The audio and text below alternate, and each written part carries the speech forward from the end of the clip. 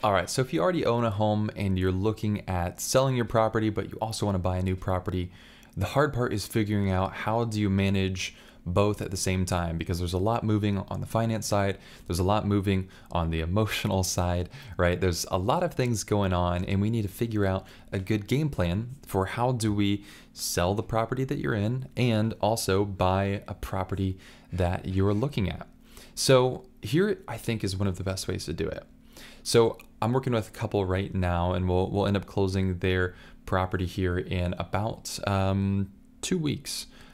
So they're moving from Arizona, and they have a property there, and they also have a property that they're wanting to move into. Okay, so the way that we're setting it up is they went ahead and put in an offer in on a new house. Okay.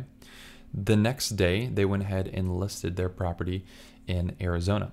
So the way that we're setting it up is while they're waiting for the property to sell in Arizona, which is going to take about 20 days, we went ahead and we finished up the mortgage. We got everything wrapped up that they needed to. That way, when they close on the sale of their property in Arizona, we'll wait a short period of time, about maybe 3 to 4 days, and then we'll close on the purchase of their new home. So I think that's the most ideal way to do it. It makes it so that you don't have to carry 2 housing payments.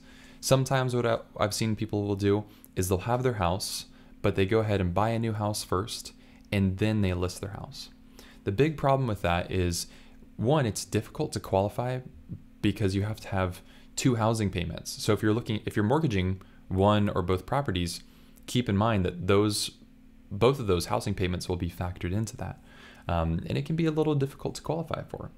So I really think the strategy of doing them both at the same time is best, because you don't have to carry the 2 housing payments, and then you can take the equity from your sale, move it into the down payment of this new property.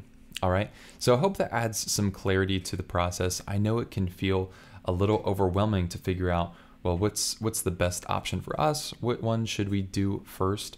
And it really depends a lot on your situation and what you think is best. If you have questions or want some input from me on how we can set up a plan that adds clarity to the moving process, as well as the financial aspect of going from maybe one mortgage scenario to a new mortgage scenario, and the possibility of looking at paying off some consumer debt in the meantime, feel free to let me know. You can reach out to me, and we can talk through what that might look like. All right.